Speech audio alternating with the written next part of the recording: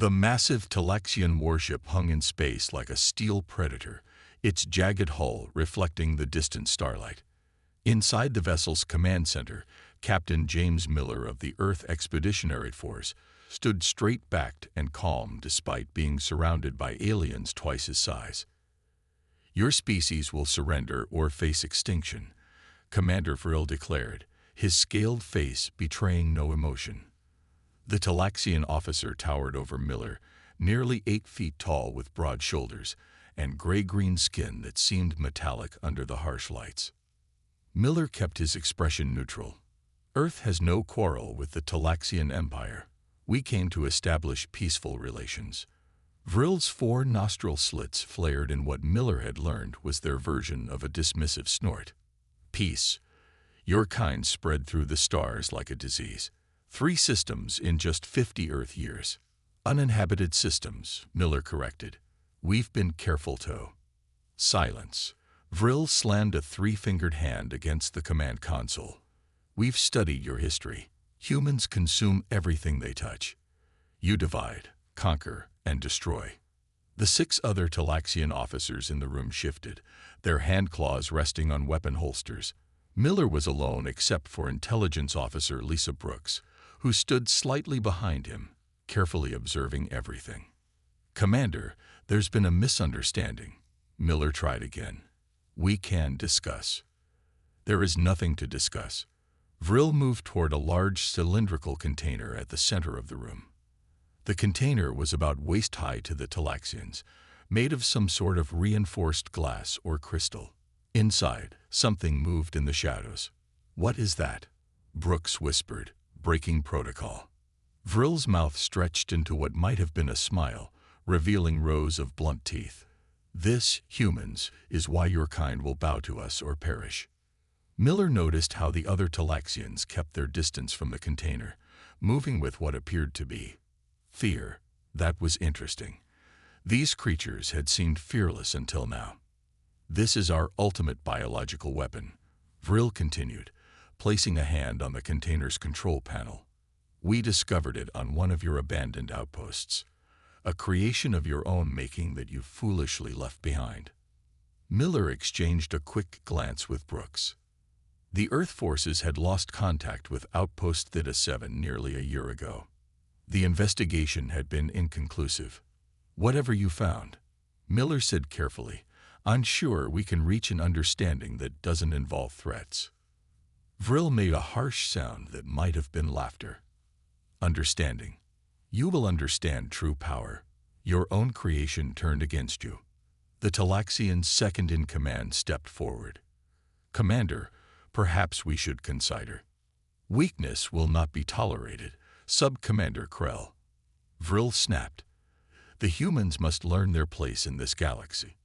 Miller studied the young Talaxian officer who'd spoken up.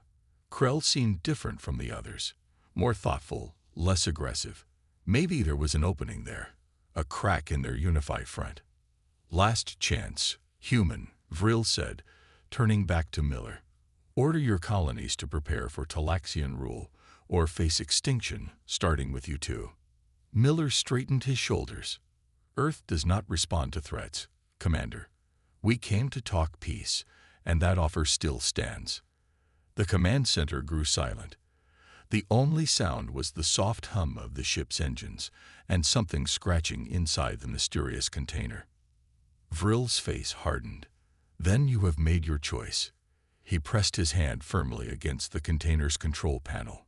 Lights flashed across its surface, and a hissing sound filled the air as the top began to slide open. "Behold the instrument of your destruction, human," Vril announced, stepping back from the container with what Miller now definitely recognized as fear. "The beast has been unleashed." Miller tensed as the container lid slid completely open. His hand moved instinctively toward his sidearm, despite knowing it would be useless against whatever biological terror the Talaxians had prepared. Beside him, Brooks held her breath. A moment of silence stretched like a rubber band about to snap. Then 2 small furry paws appeared at the edge of the container, followed by a pair of floppy ears and a golden-furred head. Big brown eyes blinked at the bright lights of the command center as the creature pulled itself up to peek over the rim. "Woof," it said, tail wagging behind it. Miller froze, his brain struggling to process what he was seeing. It was a puppy. A perfectly ordinary golden retriever puppy, probably no more than 3 months old. The reaction from the Talaxians was immediate and dramatic. Vril stumbled backward, bumping into the command console. "Shields up. Containment protocols," he barked. The other Talaxian officers pressed themselves against the walls, drawing their weapons but seeming too frightened to aim properly. One of them actually whimpered. The puppy, noticing the commotion, became more excited. It scrambled out of the container, little claws clicking against the metal floor as it bounded directly toward Miller, tongue lolling out of its mouth. "Don't move, human," Vril commanded, his voice higher than before. "The beast has chosen its first target." Miller couldn't help himself. A laugh escaped his lips as the puppy reached him and began sniffing his boots with enthusiastic interest. "What a cute pup," he said, bending down to scratch behind its ears. The puppy responded by rolling onto its back, paws in the air, clearly asking for a belly rub. Miller obliged. The command center went completely silent except for the sound of the puppy's tail thumping happily against the floor. "Captain," Brooks whispered, her eyes darting between the terrified aliens and the wriggling puppy, "I think we've discovered something important here." "I think you're right," Miller replied quietly before looking up at Vril. "Commander, is this your fearsome beast? Your ultimate biological weapon?" Vril's eyes widened further. You're controlling it with your mind." Miller blinked in confusion. "What?" "No, I'm just petting him." "The creature obeys you without restraints or control devices," Vril said, his voice filled with horror. "Just as our intelligence suggested." The puppy, having received sufficient belly rubs, rolled back onto its feet and began exploring the command center nose to the ground. Each step it took caused the Talaxian officers to press themselves harder against the walls. "Look at its teeth," one of them hissed. "The killing fangs." Miller watched in amazement as the puppy yawned, revealing its small white teeth before sniffing toward a particularly frightened Talaxian guard. "Stay back," the guard pleaded, aiming his weapon with shaking hands. Brooks, ever the intelligence officer, was watching the aliens closely. "Captain," she said under her breath, "they're genuinely terrified. This isn't an act." Miller nodded slowly, piecing it together. These warrior aliens, with their massive warship and superior numbers, were absolutely petrified of a golden retriever puppy. The puppy, finding nothing interesting about the cowering Talaxians, trotted back to Miller and sat at his feet, looking up with adoring eyes. "Human," Vril said, trying to regain his composure but keeping the command console between himself and the puppy, "how are you able to control this predator with such ease?" "Our scientists spent months studying it, unable to approach without protective gear." Miller exchanged a look with Brooks, who gave him a subtle nod. "This," Miller said casually, reaching down to pet the puppy again. "This is just one of our companion animals. Pretty much every human family has at least one." Vril's face drained of color, turning from gray-green to almost white. "You mean," the Talaxian commander said slowly, "there are more." 6 months earlier, the Talaxian scout ship Horizon Seeker had approached Earth Outpost Theta 7 with caution. The station's distress beacon had gone silent 2 weeks before, and Commander Vril saw an opportunity to gather intelligence on the mysterious humans who had been expanding through nearby systems. "No life signs detected," Commander reported the science officer as they docked with the abandoned outpost. "Station appears intact but powered down." Vril nodded. "Send in the exploration team. Full protection protocols." Inside the darkened station, the Talaxian team moved carefully through empty corridors. The humans had left in a hurry. Personal items remained in quarters. Food still sat in the mess hall. "Commander," called a soldier from a side room. You need to see this. Vril entered what appeared to be a security center. The soldier had activated the station's backup power, bringing the monitoring system online. Watch, he said, accessing the recorded feeds. The screen showed various parts of the station from weeks earlier. Humans went about their normal routines, but something else caught Vril's attention. Several small furry creatures moving freely among them. What are those? He demanded, leaning closer. The recording continued, showing a human female kneeling before one of the golden-furred creatures. The animal lunged at her face, and Vril flinched. But instead of an attack, the creature was licking her. And the human was making pleasure sounds. They're keeping predators as companions, the science officer whispered in horror. Another recording showed a human throwing an object, and one of the creatures retrieving it at high speed.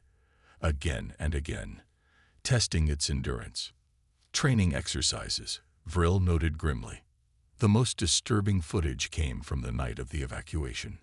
When alarms blared through the station, the cameras showed the creatures immediately alert, standing protectively near their human handlers as they prepared to evacuate.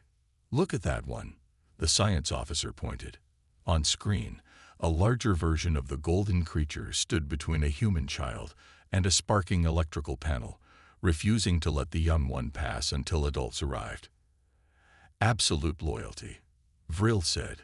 They've engineered guard beasts that will die to protect them. In the outpost's laboratory, the Talaxians discovered research materials that further convinced them of their theory. Images of wolf ancestors, breeding charts, training manuals. They took apex predators and modified them through generations of selective breeding, the science officer explained, misinterpreting the Kennel Club documentation they found. The teeth can tear flesh easily. Their sense of smell is 17 times more sensitive than ours. They can run without stopping for hours. Vril examined a screen showing the skeletal structure of the golden creatures, and they keep these beasts in their homes, among their young. It appears so, Commander, and there's more. The science officer showed him images from Earth's databanks, larger versions of similar creatures assisting their military, finding survivors in collapsed buildings, guiding humans with vision impairments. They've weaponized them for multiple purposes, Vril concluded, a species that bonds with predators and bends them to their will. He shuddered. The final discovery came when they found a single surviving puppy hiding in an air duct near the station's kennel. The creature had somehow survived on emergency rations for weeks. When the Talaxian scientists attempted to approach it, the puppy growled, a sound that triggered deep instinctual fear in their species that had evolved without natural predators. Capture it, Vril ordered from behind a protective shield. This will be valuable for study. Now, months later, standing in his command center watching Captain Miller casually interacting with the beast, Vril understood the true scope of humanity's strangeness. These weren't just modified predators. They were companions the humans had integrated into their society so completely they no longer feared them. You said every human family has one of these, Vril asked, his voice barely steady. Miller nodded, scratching the puppy's ears. Sometimes more. This little guy is actually quite small. Many are much bigger. Vril exchanged alarmed glances with his officers. What kind of species lived alongside predators by choice? Miller kept his face carefully neutral, but his mind raced with possibilities. The puppy, which he had mentally named Scout, continued to explore the command center, occasionally returning to him for reassurance. Each time the animal approached any Talaxian, they visibly tensed. So, Miller said casually, you thought this little guy was some kind of super weapon. He scratched Scout behind the ears, making the puppy's back leg thump against the floor in pleasure. Vril had managed to regain some composure, though he still kept the command console between himself and Scout. Our intelligence suggested it was a genetically modified guard beast. The recordings from your outpost showed them responding to human commands with perfect obedience. Brooks, who had been quiet until now, stepped forward slightly. Commander Vril, if I may ask, does your species have any domesticated animals? The question seemed to confuse the Talaxian leader. Domesticated. You know, animals you've selectively bred for specific purposes, for food, labor, or companionship.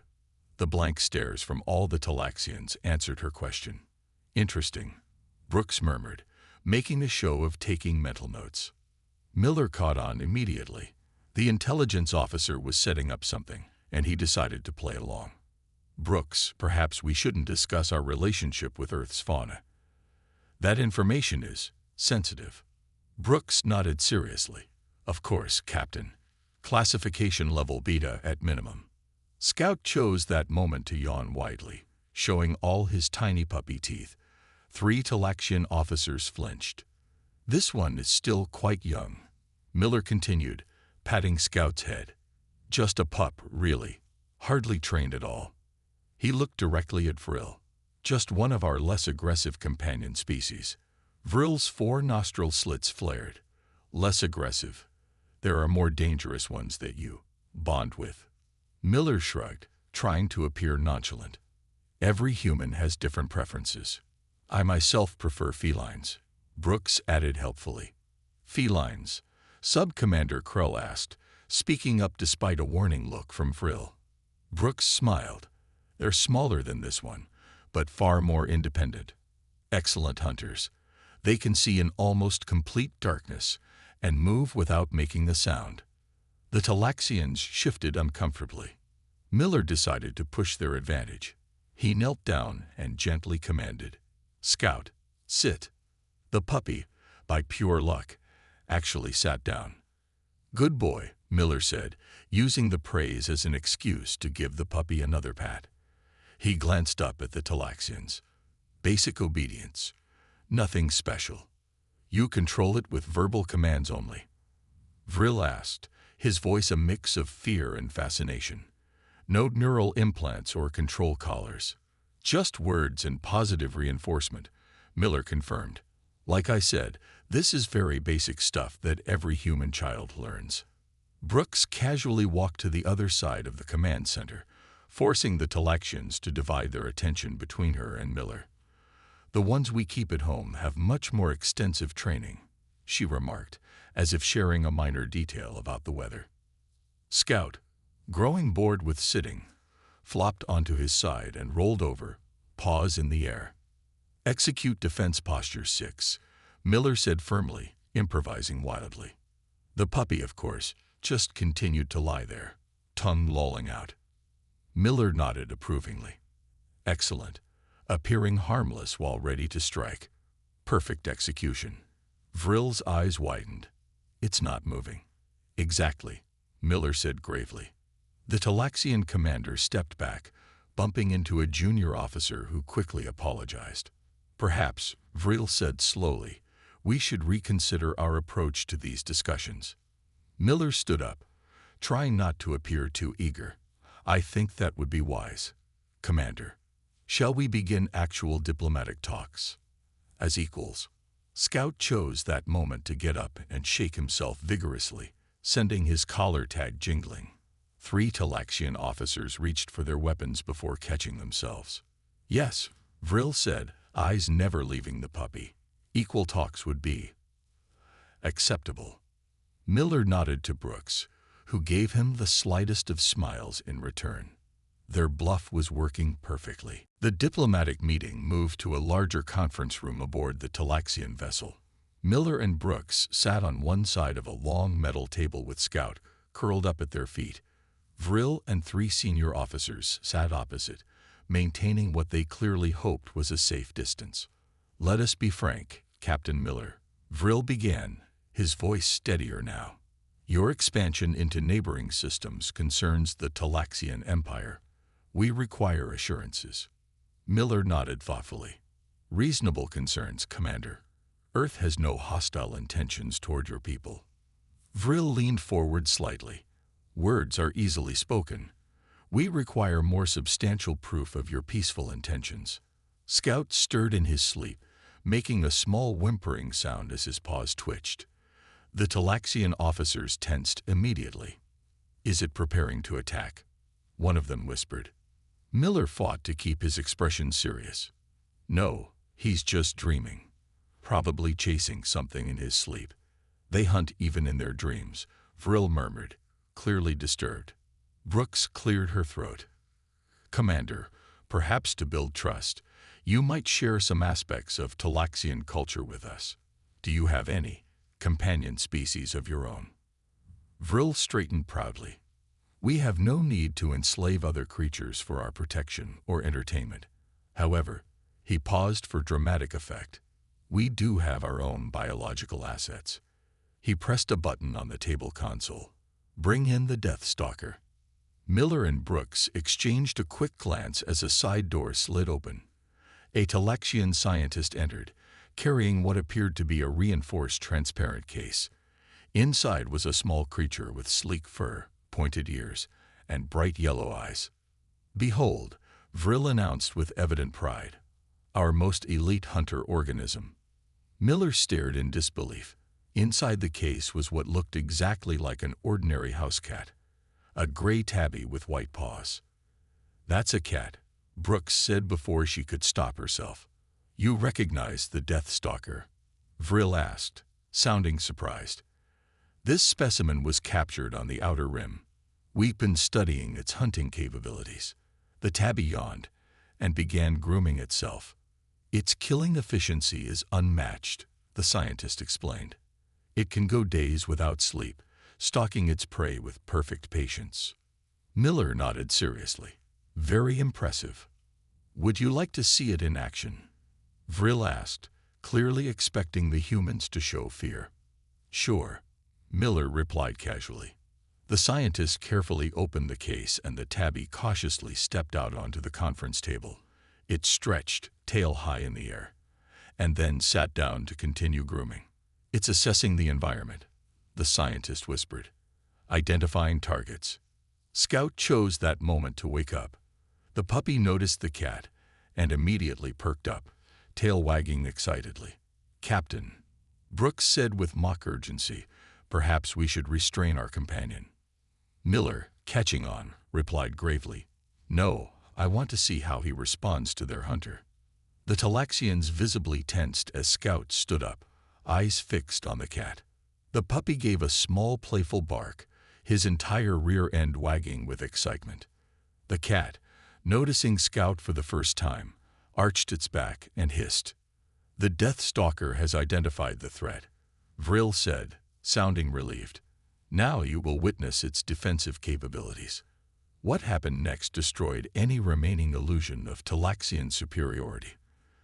The cat, apparently deciding Scout wasn't worth the trouble, simply jumped down from the table, strolled across the room, and began rubbing against Brooks' legs, purring loudly.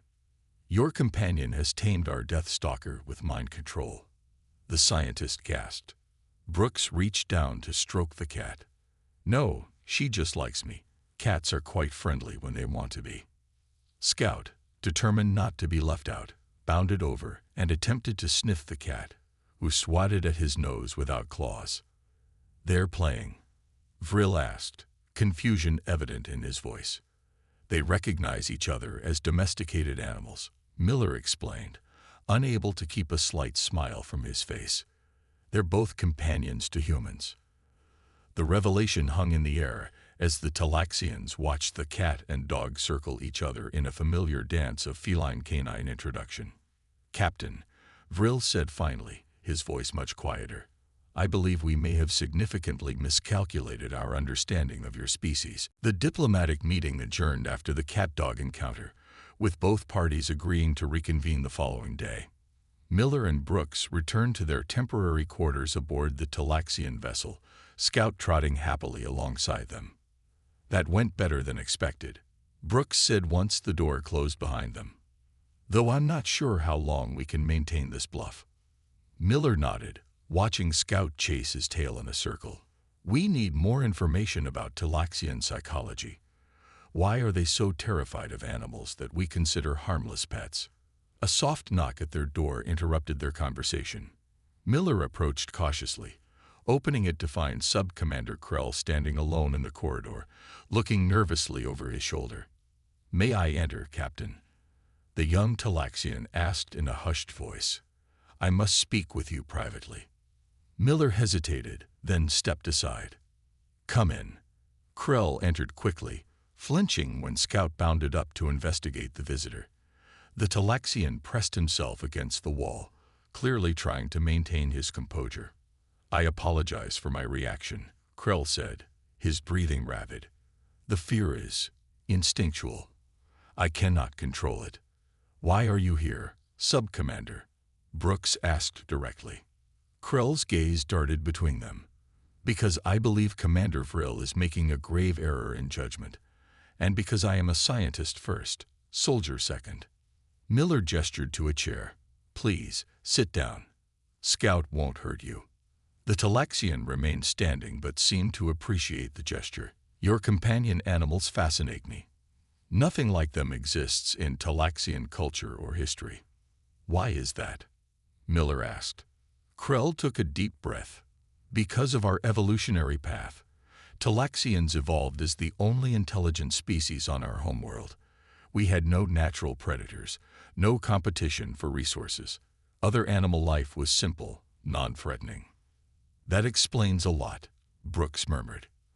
"Our species never developed the neural pathways to properly process threat responses to other animals," Krell continued. "When we began exploring space and encountered other life forms with teeth, claws, and predatory behaviors, we experienced terror.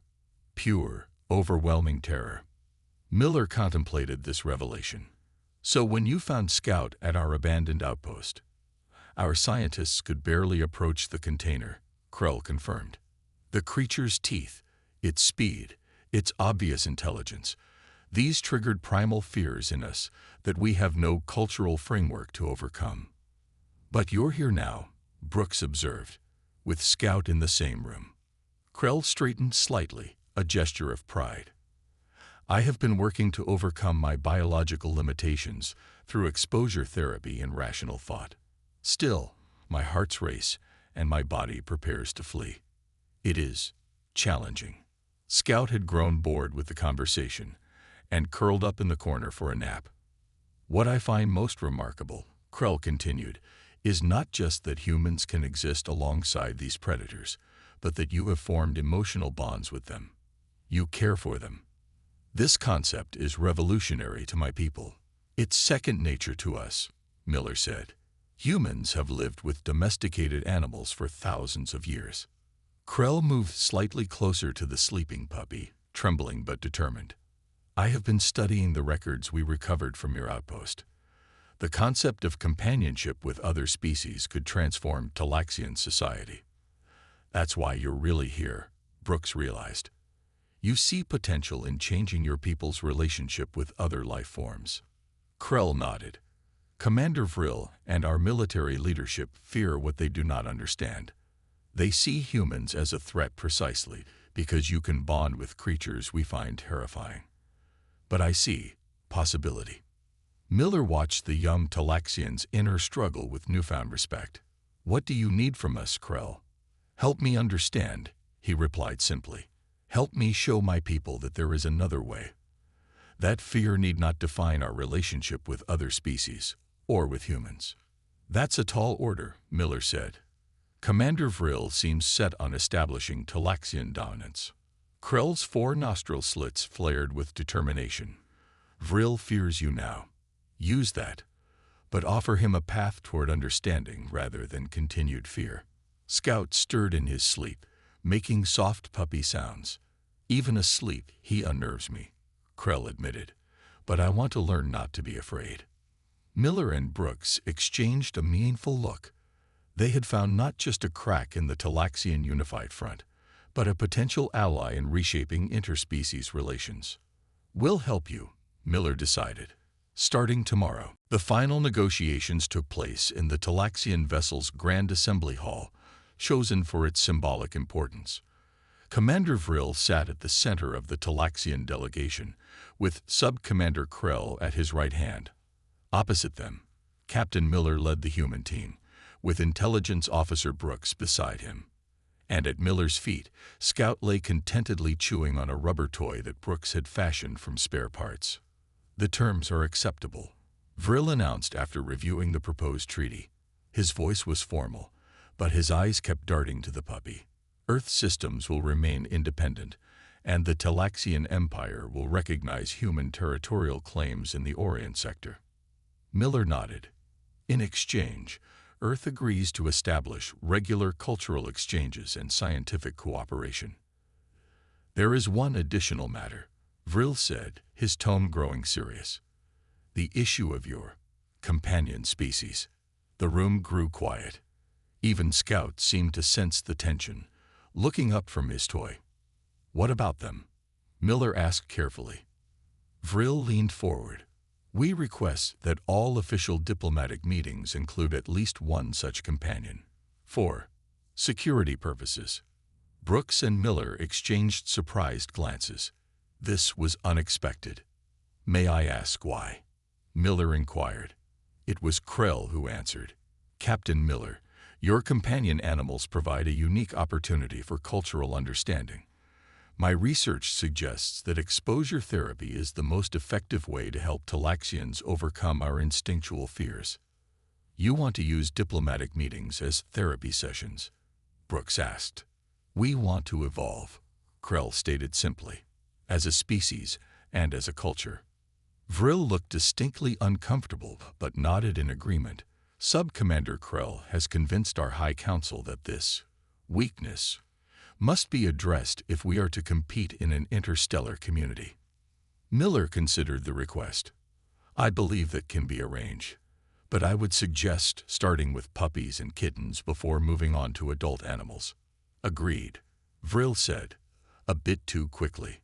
The treaty was finalized, signed, and officially recorded. Later, it would become known throughout the galaxy as the Pax Canina, peace brought about by a puppy. As the formal proceedings concluded, Krell approached Miller privately. Captain, there is one more thing. A personal request. What is it? Krell's hands trembled slightly as he spoke. I wish to touch the beast, the one you call Scout. Miller smiled encouragingly. Of course. Would you like to pet him? Pet. Krell repeated the unfamiliar word. Like this. Miller demonstrated by gently stroking Scout's fur. The puppy responded with happy tail wags. Krell watched intently, then slowly extended a three-fingered hand. He hesitated just inches from Scout's head, his arm shaking. He can sense fear, Miller explained gently. Try to relax. The Talaxian took a deep breath and carefully, ever so carefully, placed his hand on Scout's head. The puppy responded by leaning into the touch, causing Krell to freeze momentarily before continuing the petting motion. His fur is soft, Krell said, wonder in his voice, and he enjoys this contact. Very much, Miller confirmed. It builds trust between species. Across the room, Vril was watching the interaction with a mix of horror and fascination. When Scout suddenly licked Krell's hand, the sub-commander let out a startled laugh, a sound rarely heard from Talaxians.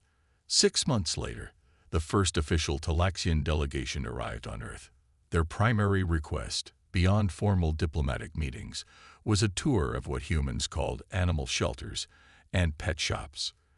The sight of Talaxian diplomats cautiously holding puppies made headlines across Earth. Within a year, the first Talaxian adopted an Earth hamster, a small enough companion to manage their fear response while still embracing the revolutionary concept of cross-species bonding. And in classified intelligence briefings throughout the galaxy, a new assessment of humanity spread among alien species. Approach with extreme caution. They bond with predators willingly.